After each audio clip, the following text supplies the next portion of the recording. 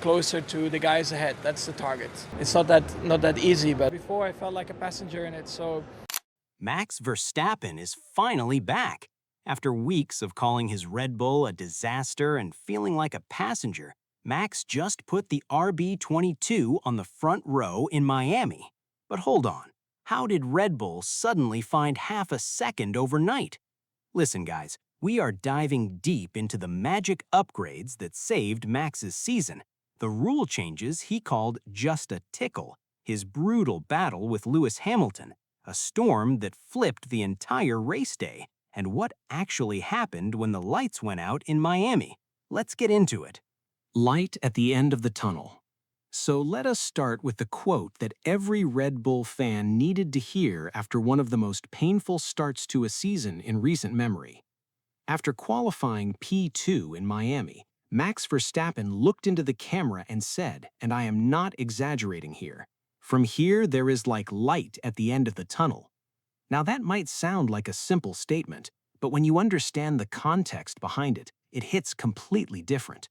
Think about it. This is a four-time world champion who spent the first 3 races of 2026 fighting a car that was understeering, snapping, and basically doing whatever it wanted.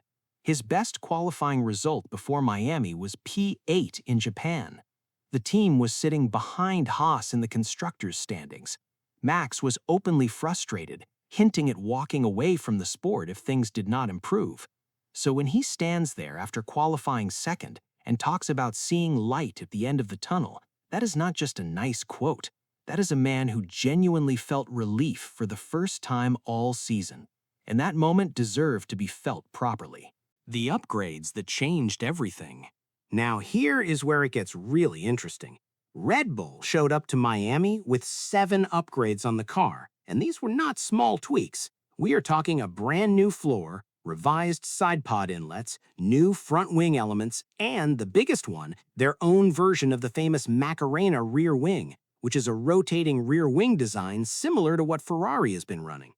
Red Bull said they were not inspired by Ferrari, but come on, the timing speaks for itself. But here's the thing that people are missing. It was not just the hardware. Max also hinted at seating adjustments and setup changes that finally made him feel comfortable inside the car. Because a driver like Max does not just need a fast car, he needs a car he can trust. And for the first time in 2026, he said he could finally drive the way he wanted to drive. That combination of hardware plus driver confidence is exactly what put him on the front row. The rule tweaks Max wanted more. Now, before we get to the sprint, let's talk about something bigger that happened before the Miami weekend even started, because this is actually a really important part of the story. The FIA came into Miami with a set of rule changes based on driver feedback from the first 3 races. They increased the super clipping limit from 250 kilowatts all the way up to 350 kilowatts, and reduced the energy harvesting limit from 7 megajoules down to 6 megajoules. The goal was to make qualifying feel more like flat-out driving and less like an energy management puzzle. And Max's reaction? He called it just a tickle. He appreciated the direction, but was very clear that this is nowhere near enough. He said he hopes for really big changes in 2027, and honestly, you can hear the frustration behind every word. He even said that if drivers had been listened to 5 or 6 years ago, F1 probably would not be in this situation right now. Pretty powerful statement. Max versus Lewis. The rivalry is back. Okay, now this is the part you were all waiting for. Max and Lewis on the same track, fighting wheel to wheel again. And yes, it was exactly as chaotic as it sounds. During the Miami sprint, the 2 legends went 3 wide on the very first lap alongside Alpine's Franco Colapinto, and it nearly ended in disaster. Hamilton got the position initially, but Max was not done.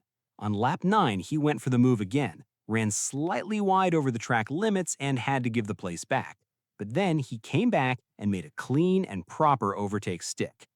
Max ended up P5 after Antonelli's penalty, and Hamilton finished P7. But the best part was what they both said after. They were almost smiling about it. Max said, "We are finally battling with the cars we want to battle, and you could just feel that old rivalry energy is completely back." Miami just reminded everyone why these two are so special to watch. the storm, the time change, and race day setup. Now, just when you thought the weekend could not get any more dramatic, Miami decided to throw a massive storm into the mix. The race was originally scheduled for 4 p.m. local time on Sunday, but the FIA moved it 3 hours earlier to 1 p.m. because of a forecast showing thunderstorms, lightning, wind gusts up to 70 kilometers per hour, and even small hail later in the afternoon. And this actually changed everything strategically. Wet conditions in 2026 cars means no boost mode, no straight line mode, and a grid full of drivers with almost zero wet weather experience in these new cars. Max said it would be quite slippery and mentioned that only he and Charles Leclerc had any wet running at all during pre-season in Barcelona. So the grid lined up with Max in P2, Antonelli on pole, Leclerc in P3, and Hamilton lurking in P6. Race day. What happened? And this is where the magic either happened or did not. The race started at 1 p.m. with storm clouds building over Miami Gardens, Max on the front row right next to Antonelli, with Lewis Hamilton just a few rows back. Everything was set up for chaos.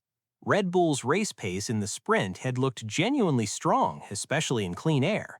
Max himself said the tire management felt good, and the gap to the leaders had almost been halved compared to the start of the season. With a potential wet race, strategy was going to be everything, and Red Bull historically love a messy race. This was Max's best realistic shot at a podium or even a win in 2026.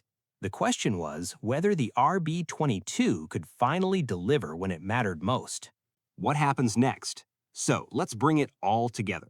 Red Bull came to Miami with a massive upgrade package that finally gave Max a car he could trust.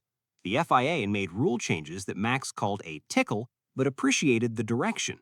He went wheel-to-wheel with Lewis Hamilton in the sprint and reminded everyone why that rivalry is still one of the best things in Formula One.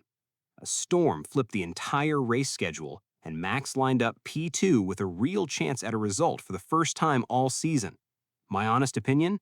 This Miami weekend felt like the moment Red Bull stopped drowning and started swimming again.